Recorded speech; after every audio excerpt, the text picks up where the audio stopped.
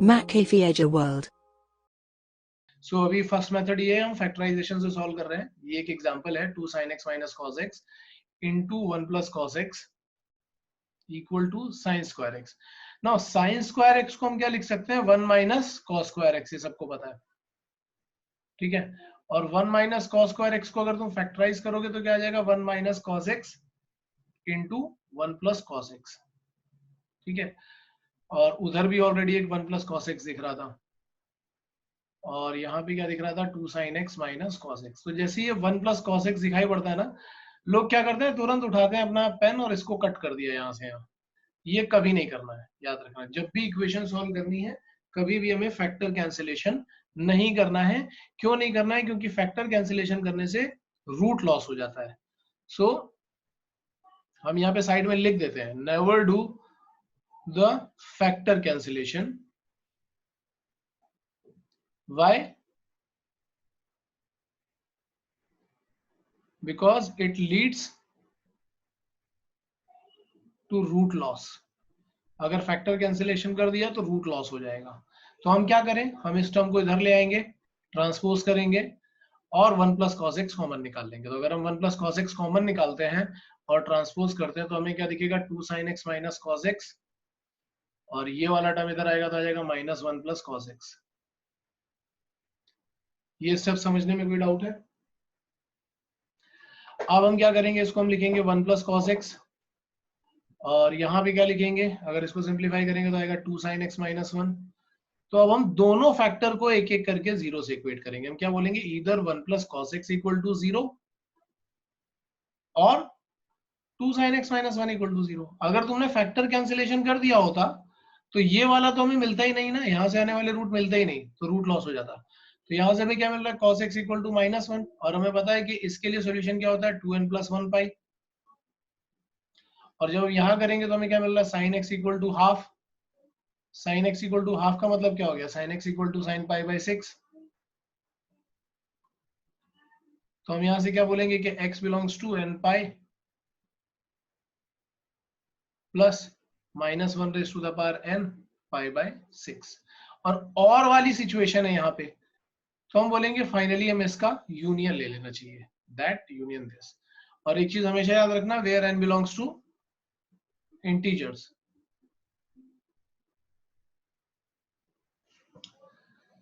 यहां तक समझने में कोई डाउट? ये टाइप 2। टाइप 2 में हम लोग क्या करते हैं, trigonometric equation which can be solve by reducing them into quadratic equation. तो कई सारी ऐसी ट्रिग्नोमेट्रिक इक्वेशन होगी जिनको हम क्वाड्रेटिक में रिड्यूस करके सॉल्व कर सकते हैं। जैसे अब हमारे पास एक क्वेश्चन नंबर 7 है और मैं इसको सॉल्व करके बता रहा हूँ। तो हम क्या करेंगे, देखो यहाँ पे cos स्क्वायर और cos का टर्म दिख रहा है, इसको तो हम टच भी नहीं करते, इसको तो हम एज इट इज रख देते हैं। और यहाँ पे जो साइन वाला टर्म दिखाई पड़ रहा है, इसको भी हम cos में रख देते हैं, तो आ जाएगा 3 माइनस 3 cos स्क्वायर एक्स।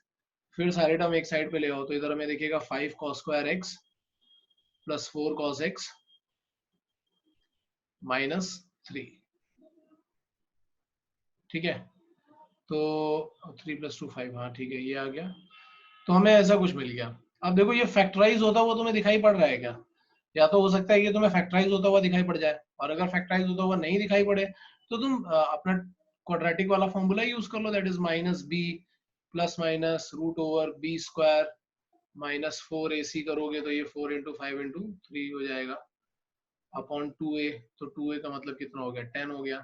तो हमें यहाँ से वैल्यू मिलेगा माइनस 4 प्लस माइनस, और इसके अंदर रूट के अंदर कितना है, 20 इंटू 3 60 76। तो हमें मिल रहा होगा प्लस 2√19 ऐसा मिल रहा होगा डिवाइडेड बाय 10। तो हम सॉल्व करेंगे, 2 से डिवाइड करेंगे तो माइनस 2 प्लस माइनस √19 बाय 5। तो देखो एक चीज तो श्योर है कि cos x equal to minus 2 plus √19 by 5, ये तो हमारा एक्सेप्टेबल सोल्यूशन में आ जाता है। क्यों आ जाता है एक्सेप्टेबल सोल्यूशन में? क्योंकि माइनस 2 नेगेटिव नंबर है, √19 देखोगे तो 4 पॉइंट समथिंग होगा। अब 4 पॉइंट समथिंग में से 2 सब्ट्रैक्ट करोगे तो 2 पॉइंट समथिंग होगा, डिवाइड बाय 5 करोगे तो नंबर लेस देन 1 है, तो यहाँ से तो सोल्यूशन मिलना चाहिए। और दूसरी चीज क्या है, दूसरा होगा cos x equal to -2 minus root 19 divided by 5। तो भाई मैं बोलूंगा यहाँ अपने को कोई सोल्यूशन नहीं मिलेगा। क्यों नहीं मिलेगा? क्योंकि ये जो नंबर है that is less than -1, this number is lesser than -1। तुम कैलकुलेट भी कर सकते हो, जैसे -2 दिख रहा है, ये माइनस रूट 19 निकालोगे तो इट इज 4 पॉइंट समथिंग, तो 4 पॉइंट समथिंग -2 तो -6 पॉइंट समथिंग हो गया। तो -6/5 अगर तुम देखोगे तो -6/5 अपने आप लेस देन -1 होता है। तो यहाँ से हमें कोई सोल्यूशन नहीं मिलने वाला है। ये सब चीजें भी हमें ध्यान रखनी पड़ती हैं कि cos x और sin x का रेंज क्या होता है, यहां से मिल सकता है। अब लेकिन बात ये कि जो वैल्यू हमारे पास है वो ऐसी है कि हमें पता ही नहीं कि इसके लिए एंगल कौन सा होता है। तो हम यहाँ पे वही इनवर्स वाला कंसेप्ट यूज करेंगे। हम इसको लिख देंगे cos ऑफ cos इनवर्स, और जो भी वैल्यू लिखी है, जैसे राइट रूट 19 -2/5 लिखी है तो उसको एज इट इज लिख दिया। तो हम क्या बोलेंगे कि x का वैल्यू क्या आएगा, 2n pi plus minus cos inverse of root 19 -2 whole divided by 5। I think यहां तक कोई डाउट नहीं होना चाहिए। समझ में आ रहा है प्रथमेश? ठीक है, छापो जल्दी से। सर मुझे सिर्फ ये डाउट है कि मतलब हमने वो कैसे निकाला, like cos x is equal to cos inverse of root 19 minus 2/5, हाँ, फिर उसके बाद कौन सा फॉर्मूला लगाया? cos theta equal to cos alpha, ये अल्फा है ना पूरा, तो अगर हम cos theta equal to cos alpha वाला निकालते हैं सॉल्यूशन, तो थीटा क्या आ जाता है, 2n pi plus minus alpha.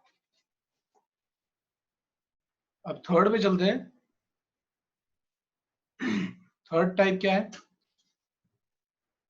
मैं सबके एक एक क्वेश्चन अभी करा रहा हूँ क्लास में, लेकिन हम लोग काफी सारे क्वेश्चन करेंगे अभी प्रैक्टिस में। थर्ड टाइप है transformation, a sum or difference of trigonometric ratios into their product। तो हम ट्रांसफॉर्मेशन फॉर्मूला यूज करेंगे यहाँ पे। पुराने ही फॉर्मूले हैं, कोई नया फॉर्मूला नहीं है, सब पुराने फॉर्मूले यूज कर रहे हैं। तो हमें यहाँ पे क्या दिख रहा है, एक cos 3x दिख रहा है, sin 2x, sin 4x। मैं क्या करूंगा, इसमें sin c minus sin d लगाऊंगा, क्योंकि मुझे अगर sin c minus sin d लगाऊंगा तो cos 3x बनता दिख रहा है। तो इसको हम कैसे सॉल्व करेंगे, cos 3x को तो हम एज इट इज रहने देते हैं, और यहाँ पे sin c minus sin d लगाएंगे तो क्या आ जाएगा, 2 cos c plus d by 2 into sine c minus d by 2, ऐसा आएगा। तो sine of minus X is minus sine X आ जाएगा। तो हम अगर यहाँ से cos 3x कॉमन निकाल लें तो हमें मिल रहा होगा 1 minus 2 sine x equal to 0। तो हम क्या बोलेंगे कि इधर cos 3x इक्वल टू 0 और 1 minus 2 sine x equal to 0। तो अब यहाँ से cos 3x इक्वल टू 0 करोगे तब तो तुम्हें पता है कि 3x मतलब ये जो भी थीटा होता है वो क्या आ जाता है, 2n प्लस 1 पाई बाई 2 आ जाता है। और अगर हम वहां से x का वैल्यू निकालेंगे तो 3 डिवाइड करना पड़ेगा, तो it will be 2n plus 1 pi by 6, ये आ जाएगा। और यहाँ से करोगे तो तुम्हें मालूम है कि ये क्या दिख रहा है, sine x equal to half, half मतलब साइन पाई बाई 6। तो साइन पाई बाई 6 वाला फॉर्मूला अगर हम लगाएंगे तो ये क्या आएगा, x equal to n pi plus -1 raise to the power n pi by 6। इन दोनों का यूनियन ले लो तो फाइनल आंसर आ गया अपने पास। तो ये भी समझ में आ रहा होगा कि कभी कभी ऐसा होगा कि हम जब ट्रांसफॉर्मेशन फॉर्मूला यूज करेंगे उसके बाद हमारा फैक्टराइजेशन पॉसिबल हो, तो हम ये भी कर सकते हैं। क्लियर है? फटाफट नोट करो, फिर आगे चलते हैं। अब ये टाइप 4 है, इसमें हम क्या करेंगे, जैसे पहले हम सम और प्रोडक्ट को, सम और डिफरेंस को प्रोडक्ट में लेके जा रहे थे, इसमें हम प्रोडक्ट को सम और डिफरेंस में लेकर के जाएंगे और फिर हम क्वेश्चन सॉल्व करेंगे। जैसे एक क्वेश्चन में करके बताता हूं। टाइप 4 में बस यही है ट्रांसफॉर्मेशन ही, बस ट्रांसफॉर्मेशन क्या है, प्रोडक्ट से सम और डिफरेंस में। तो यहां लिख रहा हूं मैं क्वेश्चन, ये आ गया अपना क्वेश्चन।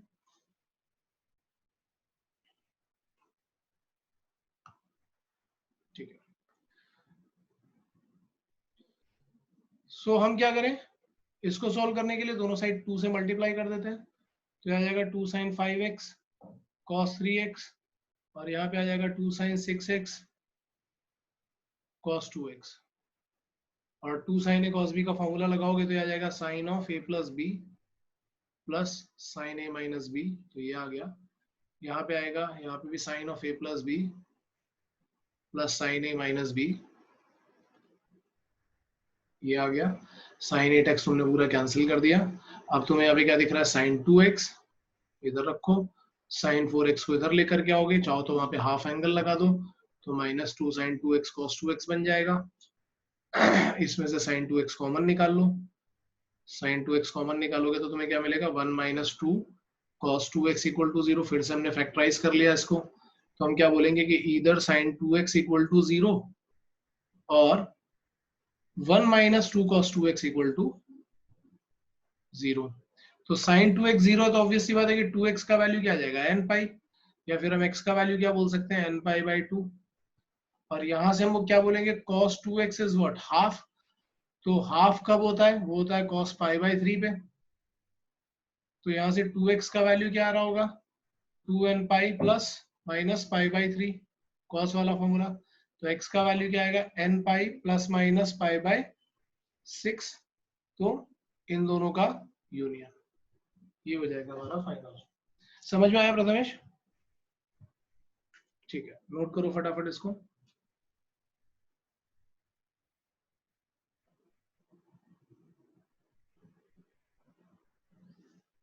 बस इतना याद रखना कि इसमें ट्रांसफॉर्मेशन फॉर्मूला इसमें भी यूज हो रहा है, बस प्रोडक्ट से सम और डिफरेंस में जा रहे हैं।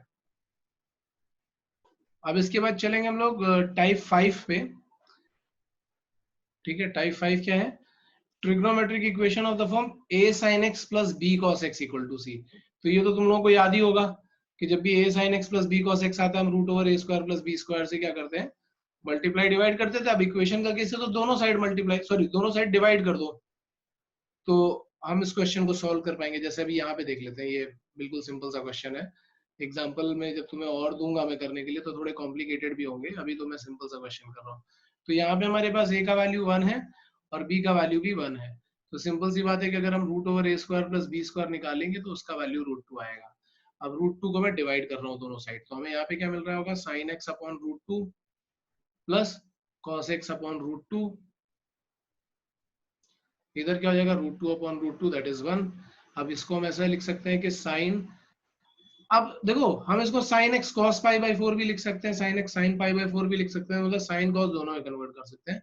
तुम्हारे ऊपर है तुम्हें जिसमें कन्वर्ट करना हो, बट मेरा सजेशन ये है कि cos में किया करो हमेशा।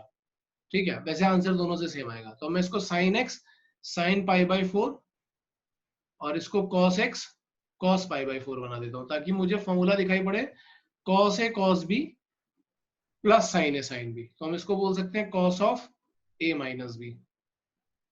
और यहाँ जो 1 आ रहा होगा इसको हम क्या बोल सकते हैं, 1 कहाँ पे होता है, वो cos 0 पे होता है। ठीक है ना, ये तो तुम्हें पता ही होगा। तो हम क्या बोलेंगे जब हम इसको सॉल्व करें, 0 मतलब 2n पाई, तो जब इसको सॉल्व करेंगे तो x माइनस पाई बाई 4 का वैल्यू हमें क्या मिलेगा, इट शुड बी 2n पाई। ठीक है।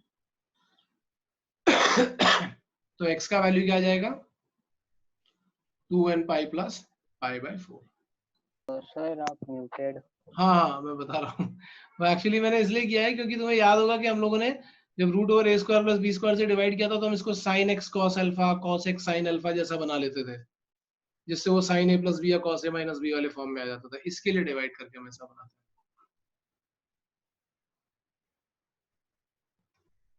अच्छा, एक दो चीजें और यहाँ पे याद रख लो। अब जैसे ये क्वेश्चन नंबर 11 तुम्हें सॉल्व करना है।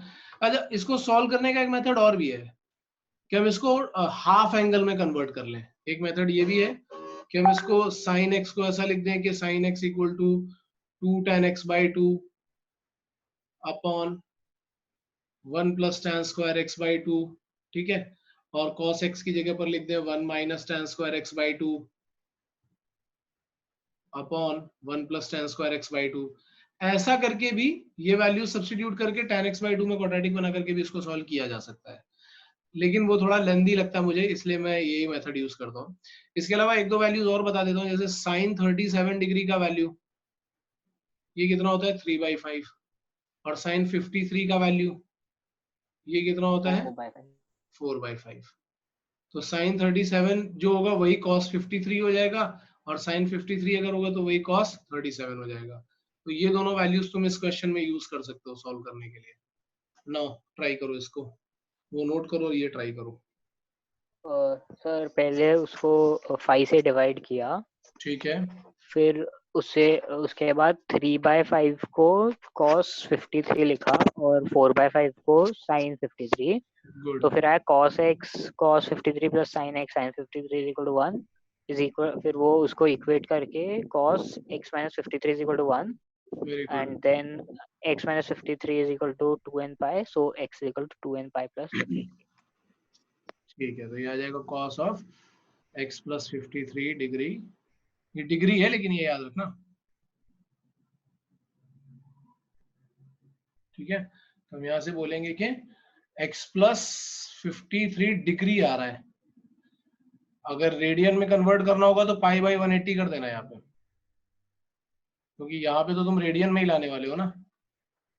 तो इसको एक काम करो, डिग्री और रेडियन एक साथ मत रखो, या तो अगर 53 लिख रहे हो तो इसमें n इंटू 360 डिग्री लेना पड़ेगा, और नहीं तो इसको ऐसा कर दो कि पाई बाई 180 कर दो, तो ये रेडियन में आ जाएगा अपने आप।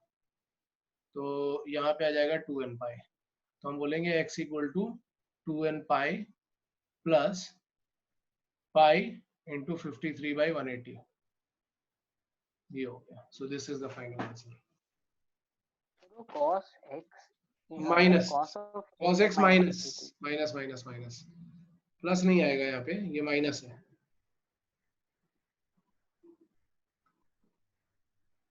यहाँ पे माइनस है, दूसरी साइड आके प्लस हो जाएगा।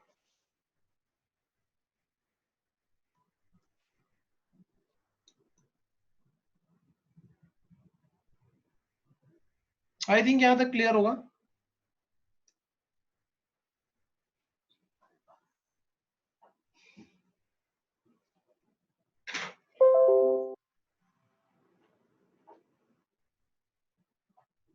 नेक्स्ट पे चलते हैं।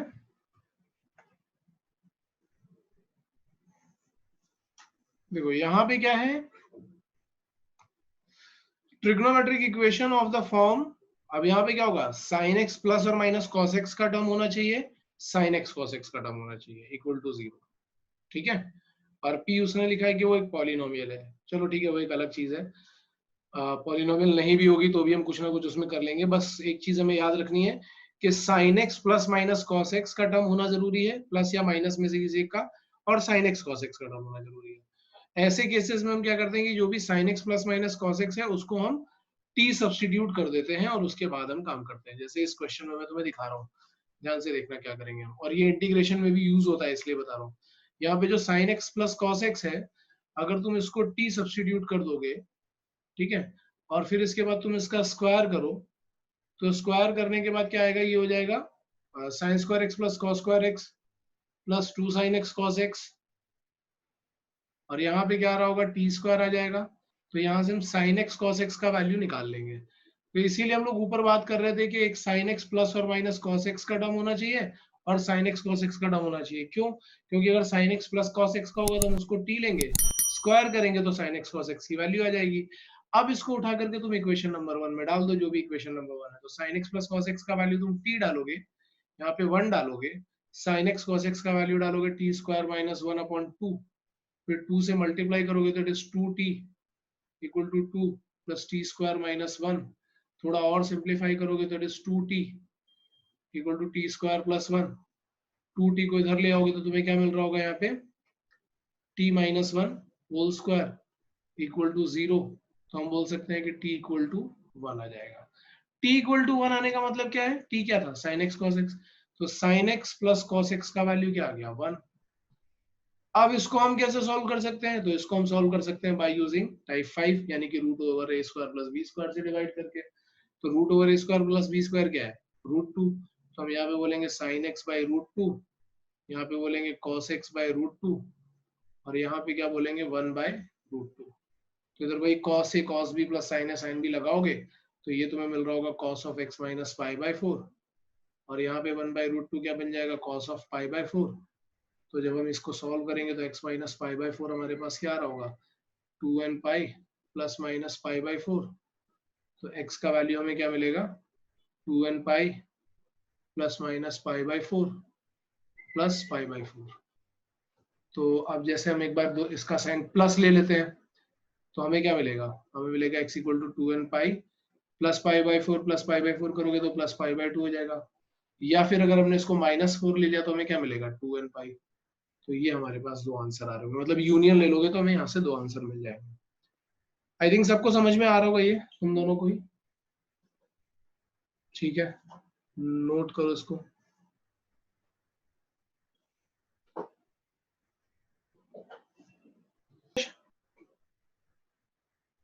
ठीक है, अब देखो टाइप 7 देखना है यार, सबसे ज्यादा इंपॉर्टेंट टाइप यही है। अभी तक जितने भी टाइप्स थे ना, इसमें सब में हम लोग यूनियन ले रहे थे, यहाँ पे हम यूनियन नहीं लेंगे बल्कि यहाँ पे हम इंटरसेक्शन लेंगे। और ये ऊपर जितने भी टाइप्स बताए उनमें से सॉल्व होगा ही नहीं ये क्वेश्चन कभी। इस क्वेश्चन को हम क्या बोलते हैं, trigonometric equation which can be solved by use of boundness of the trigonometric ratios. Boundary condition से ही सॉल्व होता है हमेशा। ठीक है, तो देखते हैं जरा क्या है बाउंडनेस। तो इसको हम जरा ओपन करते हैं एक बार, जो भी ब्रैकेट दिखाई पड़ रहा है इनको सबको ओपन करते हैं, तो हमें क्या दिखेगा, sin x cos x by 4 minus 2 sin square x plus 1 1 into cos x। तो 1 into cos x करोगे क्योंकि cos x इसमें मल्टीप्लाई होगा ना, तो it will be cos x plus cos x into sin x by 4 minus 2 cos square x equal to 0। तो अब ये वाला टर्म और ये वाला टर्म तो मिलकर के sin a cos b plus cos a sin b बना रहा है, तो हम इसको बोलेंगे it is sin of a plus b, यानी कि sin of x plus x by 4। फिर इस टर्म को देखो और इस टर्म को देखो, दोनों में से अगर मैं -2 कॉमन निकाल लूंगा तो sin square x plus cos square x बन जाएगा 1, प्लस हमें मिल रहा है cos x। ठीक है, तो अब यहाँ पे sin of a plus b लगाएंगे तो हमें क्या मिलेगा, sin of 5x by 4 plus cos x, और अगर 2 को मैं इधर ले जाऊं तो ये आ जाएगा इक्वल टू 2। अब ध्यान से देखो, यहाँ साइन में जो एंगल है वो अलग है और कॉस में जो एंगल है वो अलग है। यहाँ पे ऊपर वाली इक्वेशन नहीं है कि sign x plus cos x जैसा दिख रहा हो और हमें रूट ओवर ए स्क्वायर प्लस बी स्क्वायर से मल्टीप्लाई करना पड़े।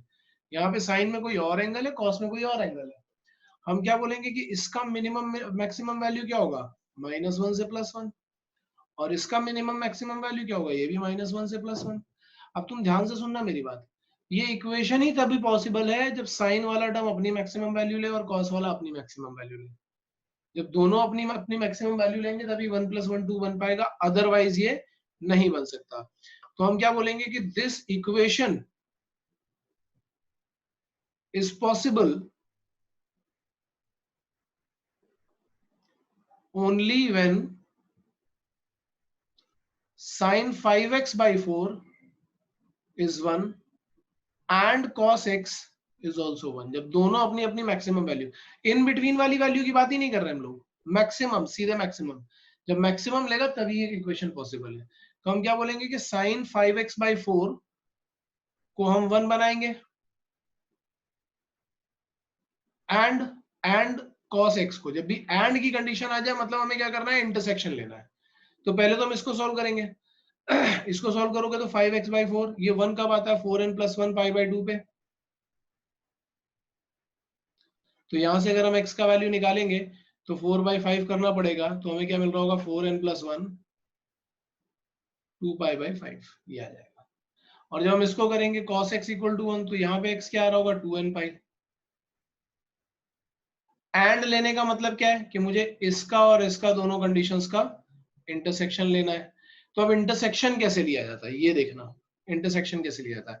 हम इसके कुछ कुछ वैल्यूज लिखेंगे यहाँ पे, जैसे मैं n का वैल्यू जब 0 डालूंगा तो मुझे मिलेगा 2 पाई बाई 5। फिर जब यहाँ पे 1 डालूंगा तो मिलेगा मुझे 2 पाई। फिर यहाँ पे मैं 2 डालूंगा तो कितना हो जाएगा, 9 × 2/5 यानी 18 पाई बाई 5। फिर 3 डालेंगे तो कितना हो जाएगा, 26 पाई बाई 5। 4 डालेंगे तो कितना मिलेगा, 34 पाई बाई 5। 5 डालेंगे तो कितना मिलेगा, 42 पाई बाई 5। फिर 6 डालेंगे तो 10 पाई, ऐसा मिल रहा है।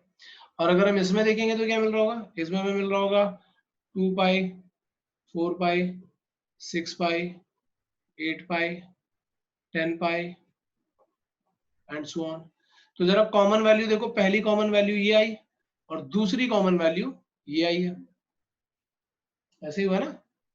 तो अगर हम कॉमन वैल्यूज निकालेंगे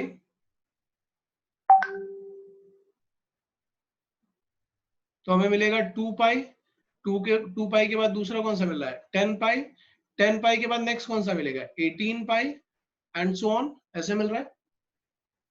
प्रथमेश क्लियर है? अब अगर हमें इसका जनरल सोल्यूशन निकालना पड़ेगा तो हम क्या बोलेंगे 2 10 18 एक एपी बन रहा है। ध्यान से देखो, या तो एपी का जनरल टर्म निकाल लो। एपी का जनरल टर्म निकालना मैंने सिखाया था, कैसे निकालते थे।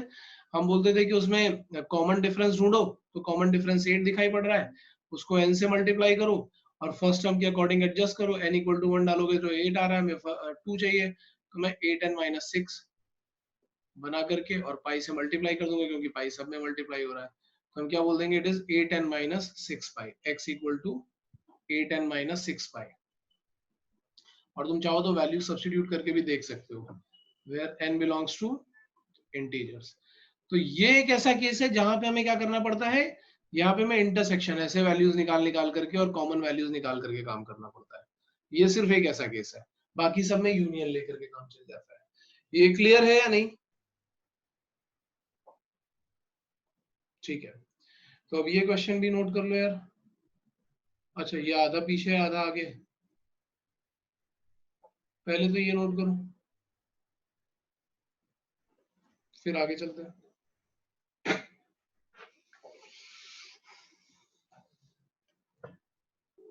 ठीक है, तो यार हम लोग कुछ क्वेश्चंस पे चलेंगे। तुम लोग चाहो तो एक बार 10 मिनट के लिए सारे मेथड एक बार फिर से देख लो, क्योंकि ये सारे मेथड उसमें यूज होने वाले हैं।